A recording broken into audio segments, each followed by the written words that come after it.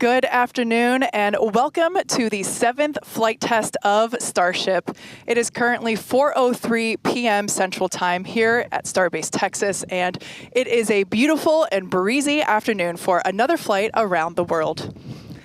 I'm Kate Tice, Senior Quality Systems Engineering Manager at SpaceX, and I'm joining Dan for my first ever in-person Starship launch at Starbase. You can see the rocket behind us. It's mind-blowing. This is quite the view, Dan. No better seat in the house, no better thing to talk about a rocket as you watch it launch. Hi, everybody. Welcome back to Starbase for another Starship launch. I'm Dan Hewitt from SpaceX Communications. We are at T-minus under 33 minutes and counting. Our T0 time coming a little after the bottom of the hour. Now, Starship program has brought us nonstop excitement back in 2024. This year shaping up to be even bigger. Absolutely. We're looking at even more launches of Starship this year with tons of exciting firsts starting today. Flight 7 has a lot in store, from Starship's next generation upper stage design on its first flight today to deploying the first simulated Starlink satellites and the second booster catch attempt. We're kicking off 2025 in style here in the Lone Star State. So hold on to your butts because it's going to be a wild year. And it's all ramping up as we chase after that full reusability for the world's biggest rocket. And we're going to be with you today every step of the way. Also joining us, though, amid a very excited crowd growing over there in Hawthorne, is Jesse Anderson. Jesse, how's everything going in LA? Hey, Dan and Kate, everything is all good here on the factory floor. We're just outside of Mission Control, and we're T-minus 31 minutes away, but we already have a really big crowd here building. There you go. Starting to build up here. Every flight of Starship has made huge progress, and today is another exciting one. We're joined by Starship, Raptor, and Starlink teams here with me today, and everyone is getting super excited for this flight test. So with that in mind, I expect it to get very loud in here soon. But for now, I'm going to hand it back over to you guys at Starbase for a quick look back at the flights that brought us here today. Hey, thanks, Jesse. Now, the more we fly safely, the faster we learn, the sooner we realize full and rapid reuse. The previous 6 flight tests proved we're on the right track. Each one of those tests provides a ton of invaluable data and, of course, some pretty great views along the way. Oh, yeah. Every one of those tests informed the upgrades that are debuting on today's flight test. And you know, we've all been watching this, following through the incredible testing campaign for every flight. And man, I can't wait for today as well as everything else we've got planned this year. Just a recap of what happened just before this flight test. Our most recent one was back in November 19th. That was Flight 6. It lifted off at 4 p.m. Central from Starbase, Texas, just a couple miles over our shoulders. It was a gorgeous sunset ascent. Let's take a look. Attention all flight crew members, flight is go for launch.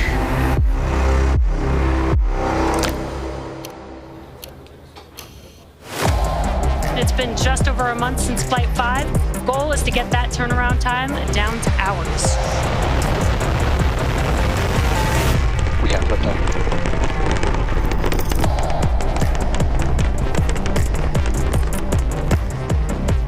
Stage separation. 30 seconds, no catch decision. Booster offshore divergence.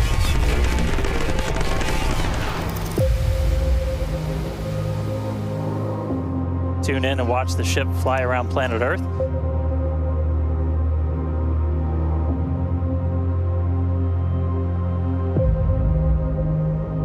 Relight demo startup. And shutdown. Starship is at 100 kilometers altitude. Flaps now have control of the vehicle.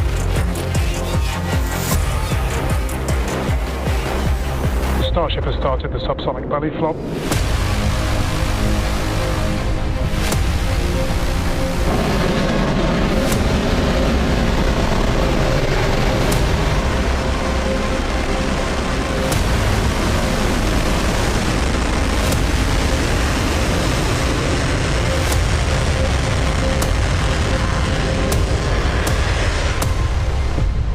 Starship has landed.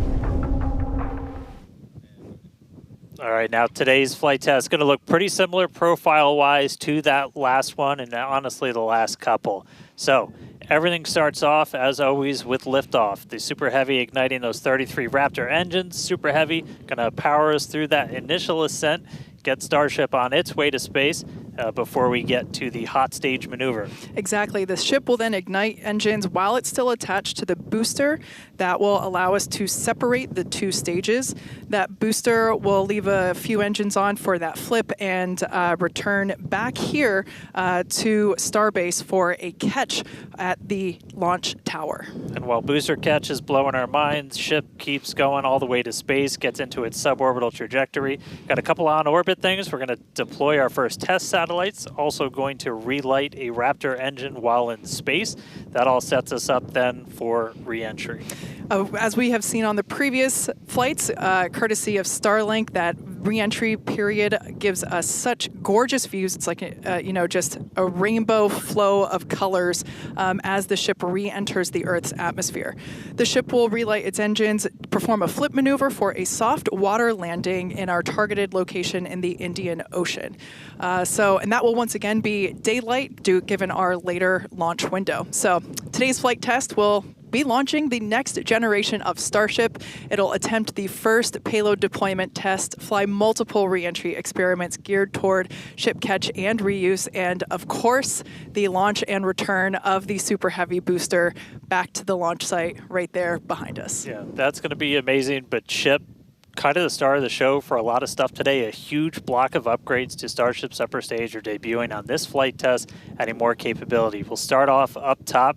Those forward flaps got a redesign. They shrunk in size. We shifted them towards the top of the vehicle, away from the heat shield. That's going to make it significantly less exposed to re-entry heating. And then Starship itself, we made it about 2 meters taller. So we stretched it up to about 52 meters. That allowed us to add 25% more propellant volume, along with a bunch of propulsion upgrades like vacuum jacketing of those feed lines to the engines, an entirely new feed line system for the Raptor vacuum engines, an improved avionics module for propulsion, all that adding performance and the ability to fly longer missions. And just like on Flight 6, tiles have been purposely removed to stress test vulnerable areas. This time we're doing it across the entire vehicle, including in critical areas, as we use this flight to push the boundaries of Starship's capabilities. And for re-entry experiments, multiple metallic tiles are being tested, as you can see there on your screen, including some that have a version with active cooling. Then the vehicle's avionics, its brains, got a complete redesign. Some of the new things, we've got 4 of these upgraded Starlink terminals that combine Starlink, global navigation, and RF communications into a single unit. And then on the sides of the vehicle, we have these catch fittings. They're non-structural, but we're going to be able to see how they perform thermally during re-entry. We also smoothed part of that tile line to address some hot spots that we saw during entry on the last flight. Now, the ship and the booster, they weren't the only thing to get some upgrades. On the ground side, several radar sensors will be tested on the tower catch arms as we experiment with additional ways to measure distance between the arms and the vehicle while we prepare for ship catch. Now, this is just a handful of the many upgrades included on this flight that make this the most capable Starship that we've flown so far. And then something really cool has me super excited. We're going to be deploying 10 Starlink simulators that are similar in size to our next generation Starlink satellites. With pretty unparalleled payload capacity and full reusability, Starship's going to be able to deploy our more advanced V3 Starlink satellites, which is going to help us continue to revolutionize global connectivity.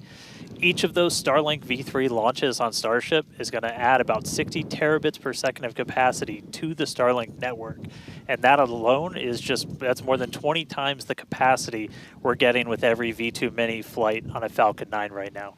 That just helps further Starlink's impact in the coming years as we expand access to high-speed internet all around the world and eventually beyond. And those Starlink simulators are going to be on the same suborbital trajectory as Starship, and they're expected to demise upon entry. Starship itself, its trajectory looks very similar to all of our last several flights, suborbital, splashdown targeted into the Indian Ocean, a couple hundred miles off the western coast of Australia. And then the other on-orbit thing we're doing is going to be relighting a single Raptor engine while in space. We knocked that out last time. V2 ship, new propellant system. Let's do it again on this one. Ship's going to be busy. Now, of course, we can't forget to add that today's SuperHeavy Booster is reflying flight-proven hardware for the first time. A Raptor engine that flew on the booster that was caught during Starship's 5th flight test. You can see it there on your screen. This flight-proven engine, we've got Raptor 314 there, hence why there's a piece of pie on this nozzle. Maybe we can get that image rotated so you can see it a little bit better. Yep, there we go. If you didn't already know, we like our jokes around here. So that's what we have planned for today's flight test, and so far everything is on track as we continue to count down. We're now within 23 minutes of launch. We're at 22 minutes and 52 seconds. Everything continues to look good. Still a little breezy, but that's okay for us. Yeah, we set up our desk in a wind tunnel today. It's probably windier here than it is anywhere else, but weather's cooperating, really clear skies, no rain today, still well within our limits for booster launch or catch. Not tracking any issues on vehicle as we continue to count down. We're still loading prop on board. Our range team also reporting that the range looks like it will be clear at our current T0. So that's super important. We're going to keep an eye on that all the way up to the end. As for what we've already done with the vehicle leading up to today, we stacked the vehicle over the weekend. We lifted the ship on top of the SuperHeavy Booster. Hours ago, we cleared the site of all personnel, and of course, our flight controllers came on console, some of them sitting in the building behind Dan and I. And as Dan mentioned, the range team was deployed. They are standing by in the Gulf to make sure that the booster has a clear to return back to here at the launch tower, but also they're located in the Indian Ocean, standing by to make sure that the targeted landing zone for the ship is also clear as well. And then we knock out a whole bunch of things in the hours before launch. We do an alignment on all the guidance, navigation, and control. We did tank purges, pressure checkouts, make sure we were ready for prop load, check the booster, quick disconnects, and the ship one. We demate the chopsticks. We actually do a little wiggle check on them, make sure we have control, as we're going to be using those for catch. Load up all of the hydraulics that are on the tower, and then we did the initial locks and methane chills, getting them ready for prop load. Now, speaking of prop load, we conducted the go, no-go poll for prop load at 3:30, so a little bit less than an hour ago. All was good there. Prop load is underway. The LOX load on the booster started at T-minus 45 minutes, and fuel started at T-minus 43 minutes. Booster fuel will start at T-minus 41 minutes, and then LOX on the booster started at T-minus 35. So that will all wrap up at T-minus 3 minutes and 20 minutes on the ship side, and at T-minus 2 minutes and 50 seconds on the booster side. So everything is looking good. Propellant is loading. Yeah, looks like we're about half full of everything on booster, 3/4 of the way there on ship, looking good for a launch today. With that, though, let's jump over. Let's check back in with Jesse real quick and all of our teams out at Hawthorne. Thanks, Dan and Kate, and great to hear the updates with the vehicle as we prepare for liftoff. There is a lot more people here, as expected.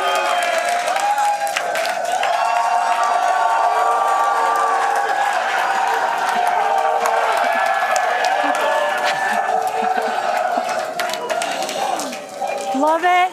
All the Raptor engines are built here, so there's a lot of that team here in the crowd, so they have a strong connection to the Starship flight today.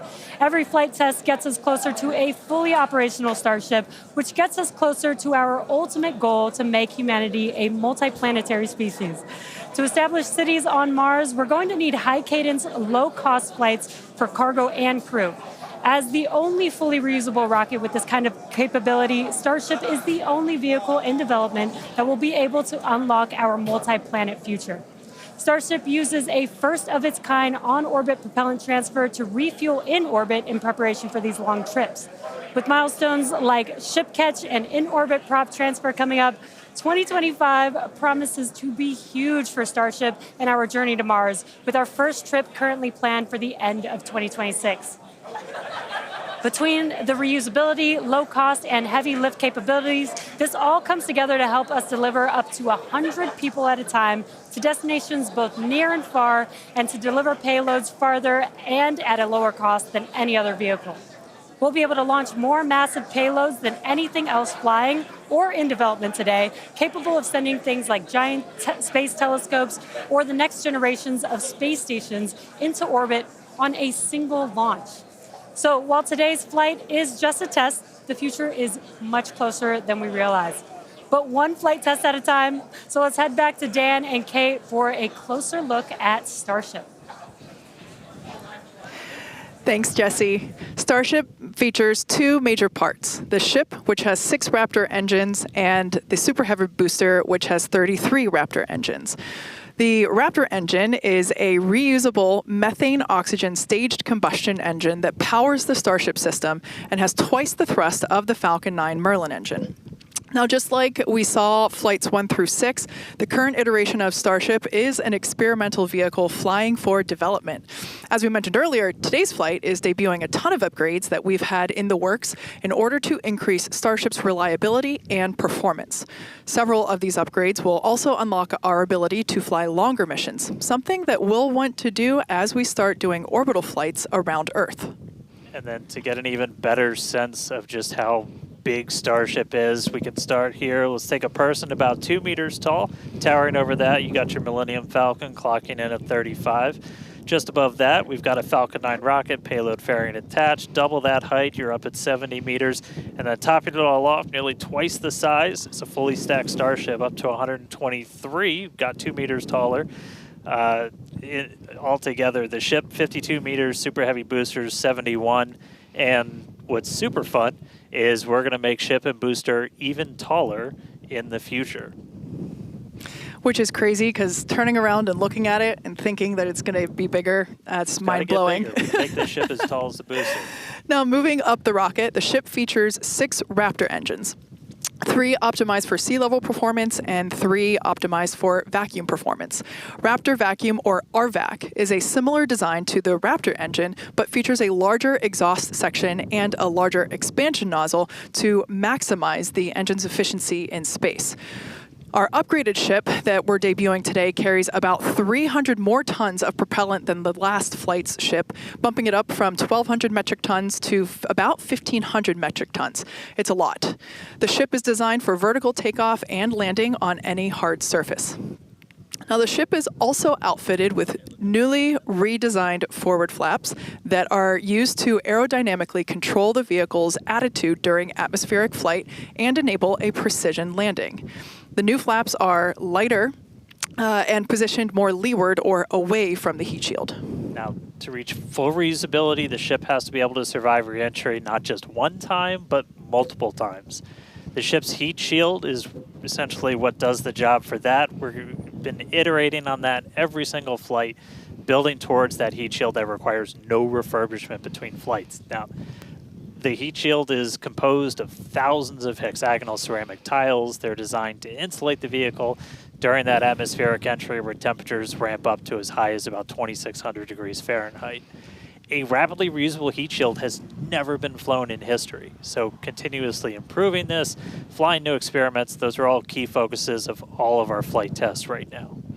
And in between the first and second stages is our hot stage, which we saw in actions on flights 2 through 6.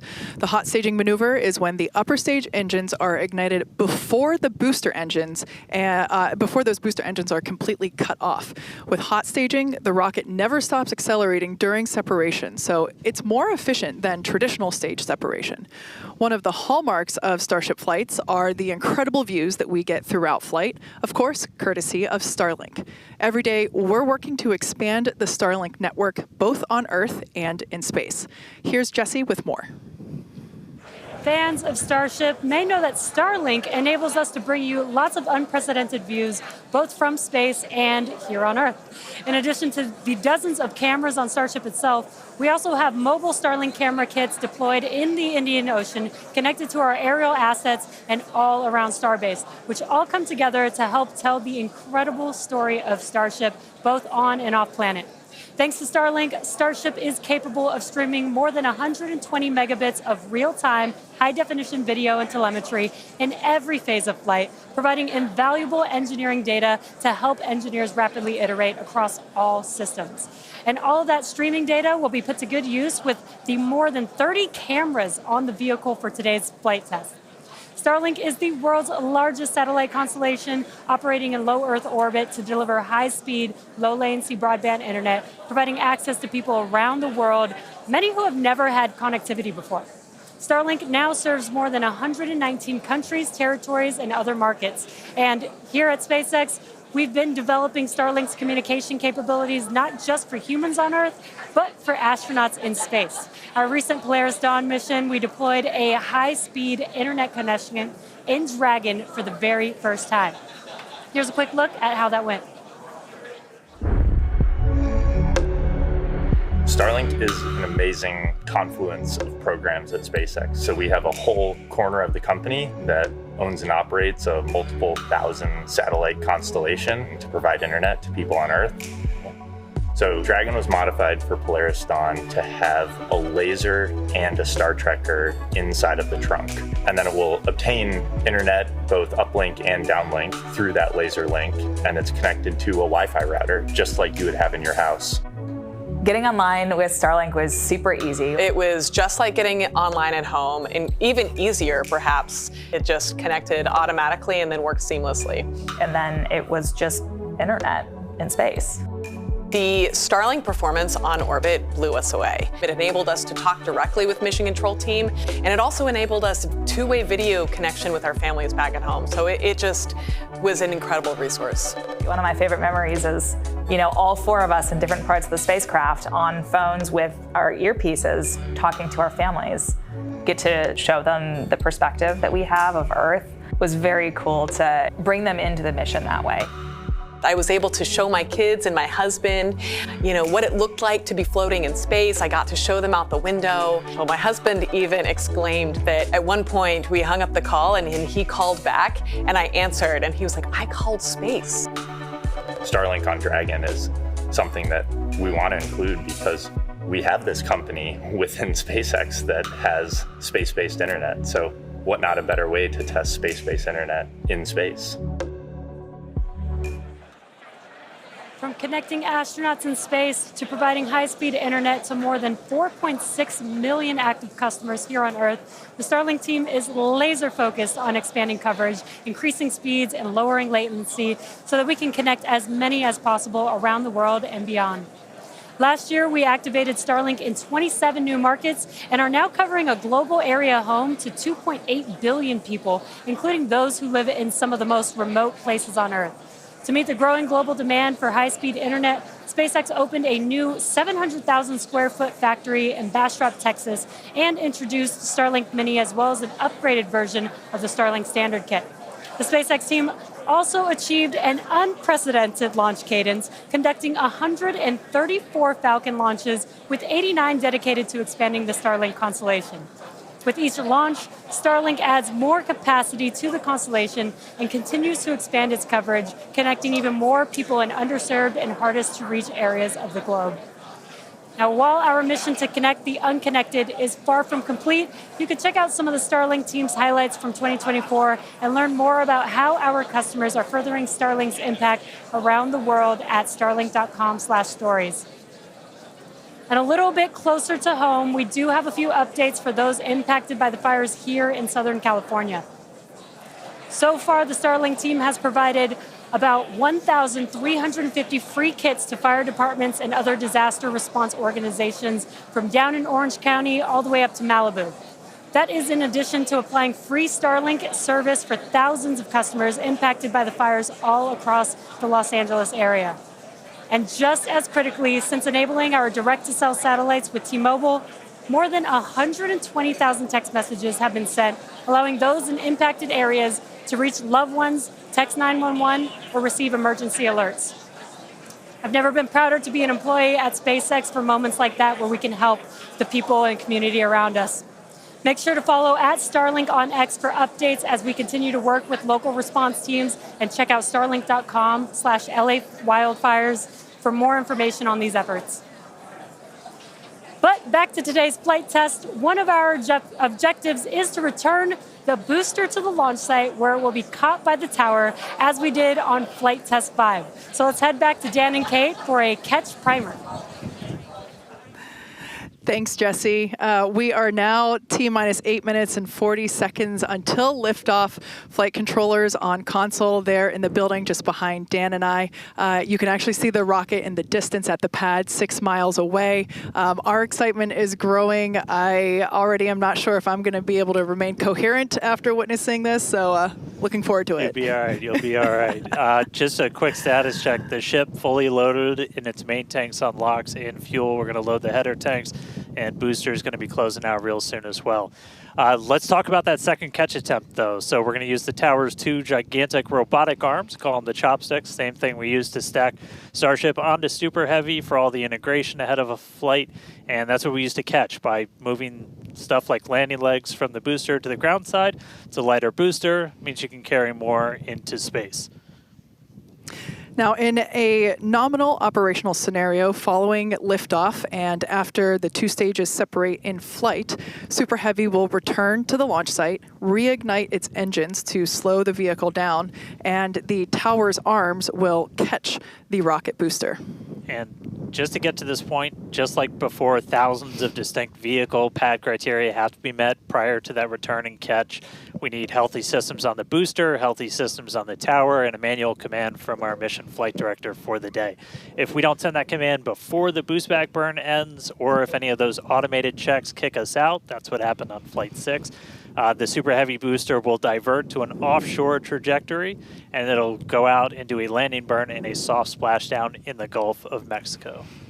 Now, we have said it before, but it remains true today. We accept no compromises when it comes to ensuring the safety of the public and our team, and that return will only take place if the conditions are right. And one of the unique aspects of Starship flights is the return and the catch of that SuperHeavy booster and the audible sonic boom that it comes with it in the area around the return location.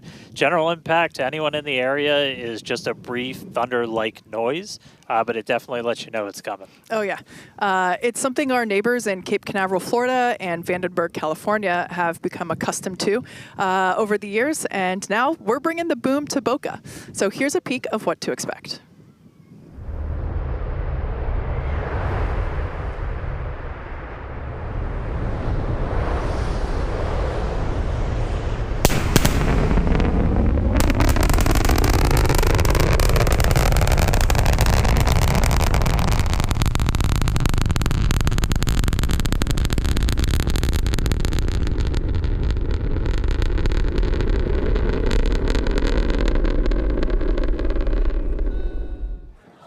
As I mentioned earlier, we have Starship, Raptor, and Starlink employees here fully invested in this flight test. And of course, many other SpaceX employees also here across our site supporting their teammates. Every flight test has been pretty unique, and we're all very excited for another round of firsts, but I'm pretty sure the crowd is looking forward to potentially watching those chopsticks catch another booster. So let's see how excited they are today.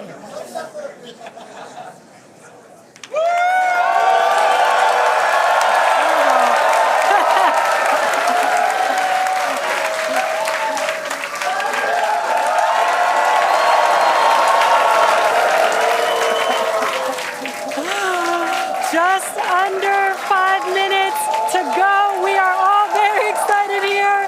We're going to send it back to you at Starbase for the final minutes of the countdown. Kate and Dan. All right, thank you, Jesse. So if you just tuned in under 5 minutes ago, you picked the right time to do it. Just a quick status check. So we're almost fully loaded on the booster. We'll be fully loaded on the ship, fully loaded on the booster coming up soon. Our range team just reported that we're looking go in the range. That's super important. Great Our news. security guys, Mike, Kyle, Nick, the whole team out there in the elements, making sure everything's clear, doing a fantastic job.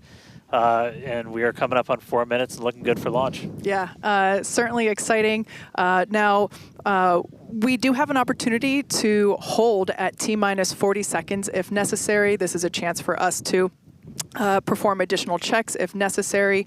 If we, need to repressurize some tanks, or if there's a wayward vessel in the range last minute, opportunity to clear it out. But everything currently looking good. Now, once we pass T-minus 40 seconds, a number of events will occur in rapid succession.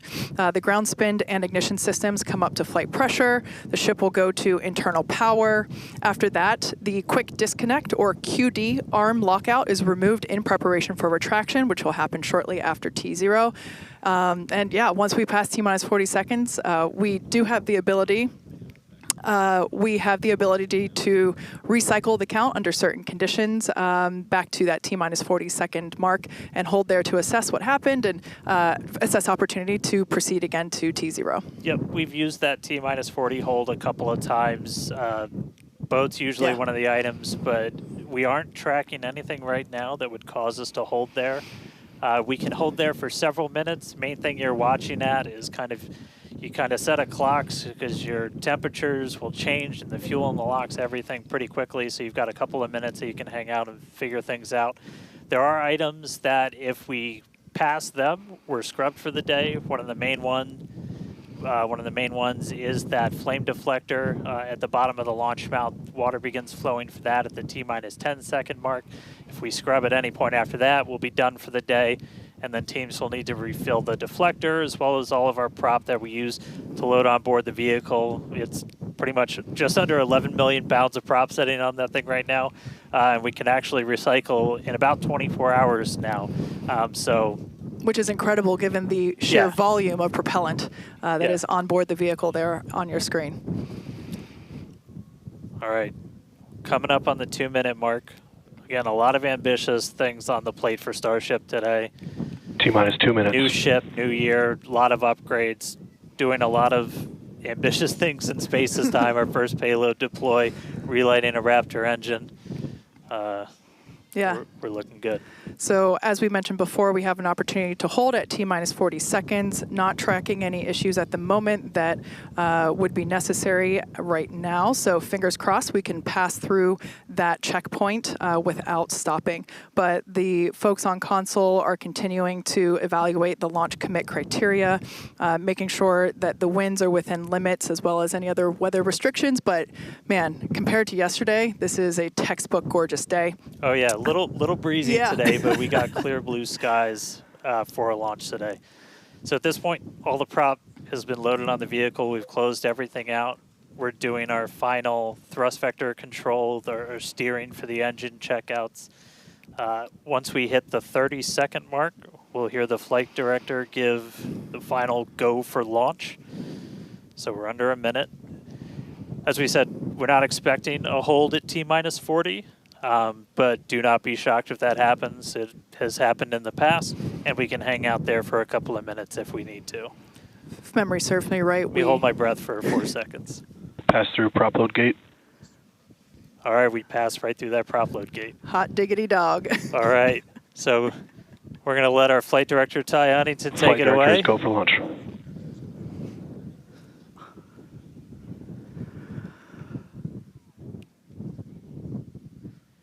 And 20 seconds.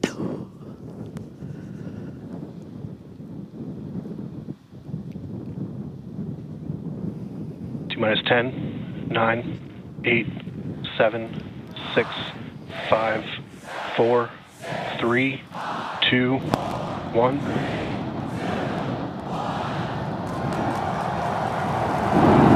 We have liftoff.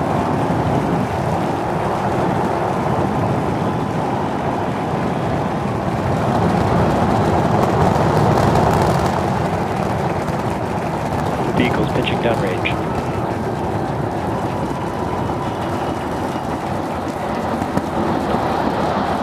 Booster checker pressure is nominal.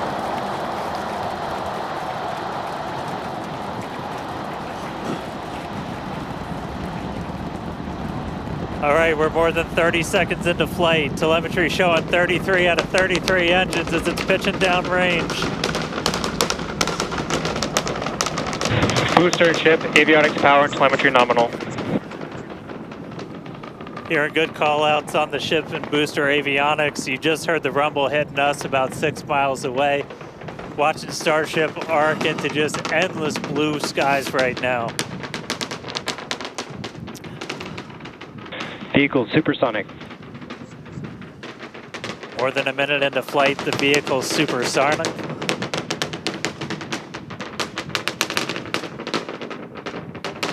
Max Q. So we just passed through max Q. That's the greatest stress the vehicle's going to experience on the way uphill. Reminder that all of our teams down here on the ground are now looking at systems on the tower. They just did a manual check through. That's going to inform that manual flight director's decision. Next moment coming up, though, is going to be hot staging. Don't take your eyes off it. It's one heck of a light show. What a gorgeous ascent. 6 ship engines getting ready to ignite. That's going to happen while we're still attached. We can still see the ship's engines from the ground.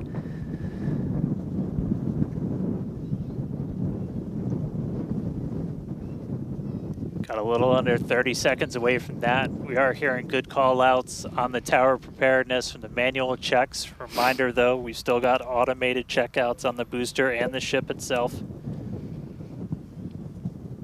But as of right now, our manual checks and our manual commanding is looking go for a catch. Booster engine cut off. That is incredible news. We just heard the call out for booster engine cut off. Engine startup. Most engines cut off, down to those Stage middle separation. 3. Cruise back burn startup.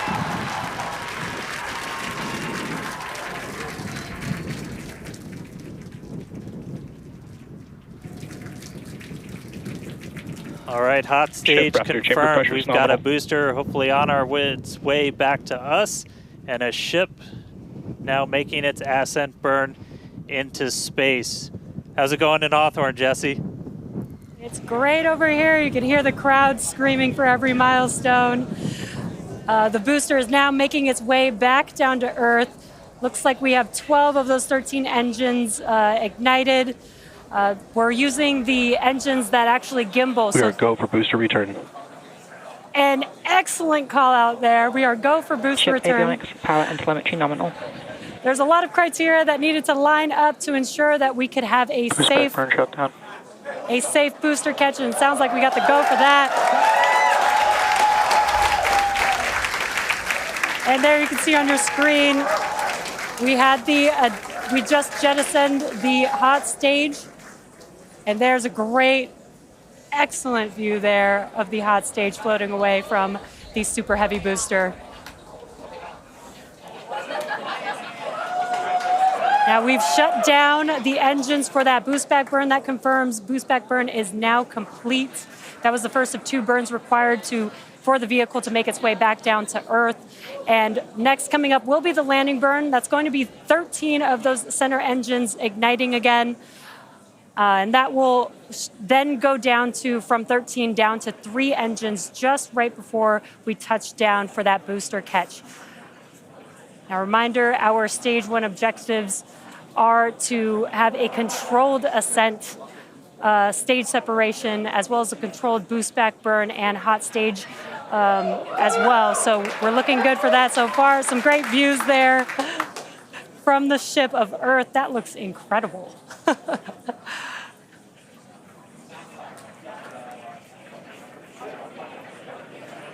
Now, Starship's ship is still firing its engines right now. Starship trajectory nominal. And great call outs. Starship trajectory is nominal. You can follow along the telemetry, the altitude in the bottom left-hand corner for the SuperHeavy Booster, as well as the bottom right-hand corner for the ship. And these views are just amazing.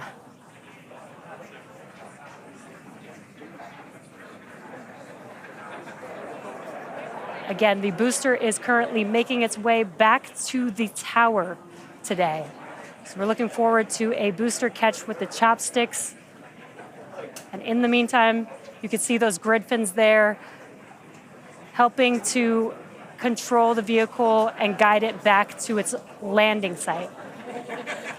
Booster FTS is saved. Now with that, we're going to hand it back. How's it going over there, Dan and Kate? How are you doing, Kate? Seeing that in person? Dan had to take that entire segment because I couldn't talk. That was incredible. There it is. We can see the booster coming back in now through the plume. At least it looks that way to us. It's incredible that it basically returns. It looks like a speeding, just like this silver flare coming back to the. Once again, we are standing by for attempting to catch the booster at the tower. This would be the second tower catch. Booster landing burn. Seeing 13 engines. Booster now hovering as it aligns with the tower for catch. Booster coming in. Get ready for that boom, Kate. Down to 3 engines. Booster landing burn shutdown. Megazilla has caught the booster.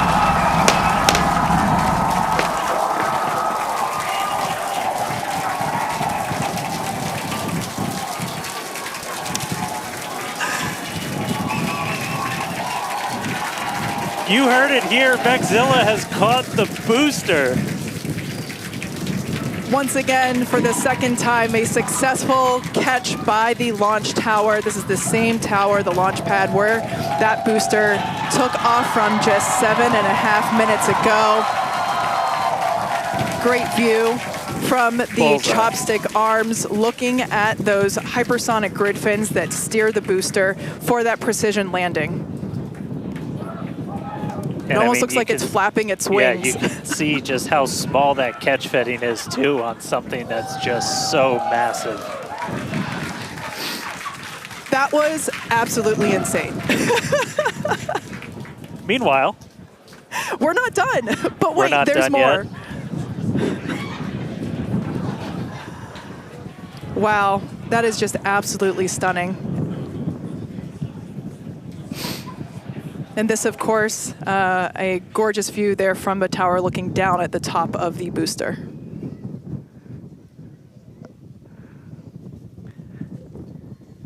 All right, and we are tracking. Now we're standing by for views from the ship, but who can take their eyes off of that incredible sight? That is once again the second catch of a booster back at the launch tower. It was incredible to see it come back down, just this silver flare in the sky. And we can still see the launch plume behind us, and wow, that we definitely, I can't speak for you, Dan, but that was very moving for me. Yeah, and right now you can see some of the telemetry on those ship engines has gone out, and we're waiting for an update on what our ship status is. We were approaching that ship engine cutoff time, so just waiting to hear. So obviously we've got booster back, booster on the launch tower in the chopstick arms, but we are waiting to get an update now on the ship. As we were expecting ship engine cutoff about 40 seconds ago. We saw some of those engines start to go out prior to that point. And so right now we are just standing by to try and get the latest word on where we are with ships. So stick with us for just a couple of minutes as we wait to hear some updates. Now, if you just recently joined us, you might want to hit rewind and go back about 9-10 minutes ago to when Starship lifted off from the launch tower that you see there. We had a gorgeous ascent followed by a stage separation where the ship separated from the SuperHeavy Booster. The booster performed a flip maneuver and returned back to the Gulf Coast here. There you can see it on your screen. Obviously a successful catch back at the launch tower, which is something that we were all hoping to see and really couldn't ask for a more beautiful background with those blue skies and blue water there. As Dan said, we are standing by for an update on the ship that had ignited its engines and started making its way up to space. So standing by for more info on that. But wow, what an experience to see that take off and for that booster to come back. You can see it there up close on your screen to the place that it launched from.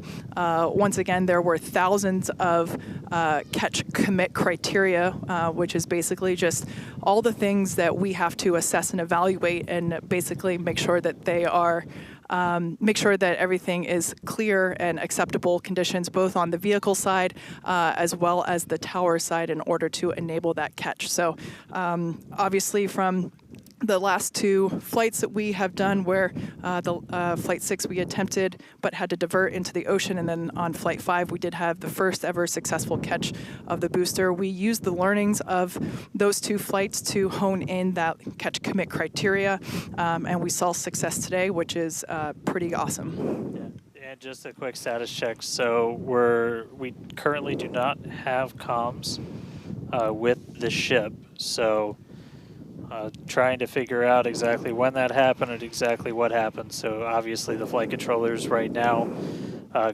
going through their data, looking to make sure it's not anything instrumentation on the ship, but actually try and get us a status. So again, we're gonna keep listening in on this. We'll give you an update as soon as we have a little bit more. So for now, stage 1 back in the tower, waiting to find out a little bit more about stage 2.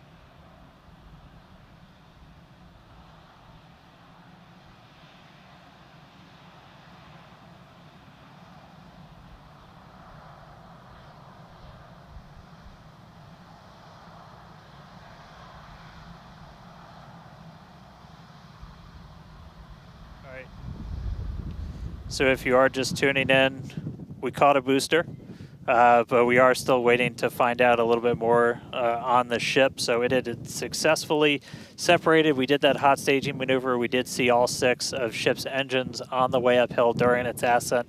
But as we were getting to the end of that ascent burn, we saw engines dropping out on telemetry, and we have since lost contact with the ship. So again, we're still listening in on the loops, trying to figure out how much we can get right now. But again, stick with us. We'll bring you updates as soon as we hear them. Really exciting. We were able to catch the booster today. Obviously, we want to get the ship all the way over to the Indian Ocean. May not be able to do that at this point, but we'll give you some updates as soon as we hear a little bit more about the ship. For those that didn't catch earlier, this was a new version of the ship. This was its debut flight.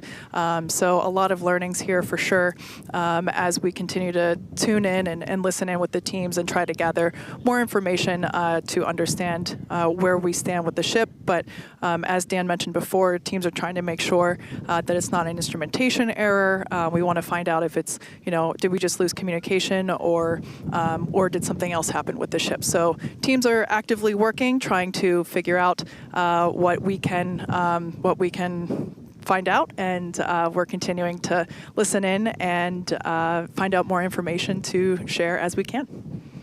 But as we said before, and you can see it there on your screen, what a beautiful, beautiful sight to see another booster back at the launch tower. That was successfully caught just minutes ago after sending the ship off into space, and having seen it for the first time with my own eyeballs in person, it was pretty awesome. And yeah, the thunder-like sonic boom was really fun to experience. Yeah. So we are getting a little bit more. So we did lose all communications with the ship. So I mean, that is essentially telling us that we had an anomaly with that upper stage. So we're just coming up to the end of that ascent burn for the ship. when we stopped when we started to lose a couple of the engines, we saw those dropping out, and then we did lose telemetry from the ship, so that means we didn't have contact with it. So at this point, we are assuming that the ship has been lost. So this was a brand new vehicle, essentially. This was kind of an upgrade version. So with that, there's a lot of things you're upgrading, but there's a lot of things you're going to learn as all of those systems are now interacting with each other for the first time. But at this point, we did lose the upper stage of the ship. So again, we're gonna listen in and try and figure out a little bit more about what happened. And obviously, we'll do kind of a full breakdown once we get smarter ourselves in the coming hours and days as well. For sure. Now, for those that have recently tuned in, we're now a little over T plus 16 and a half minutes after liftoff.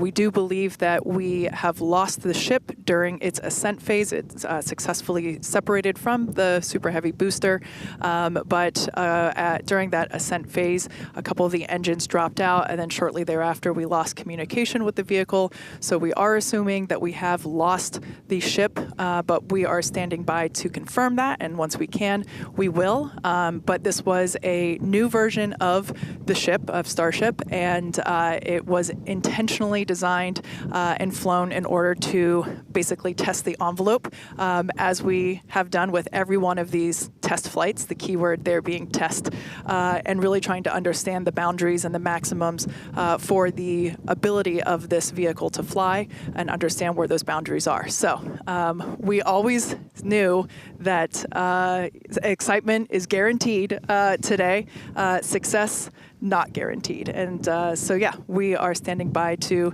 see if we can learn more about the status of the ship.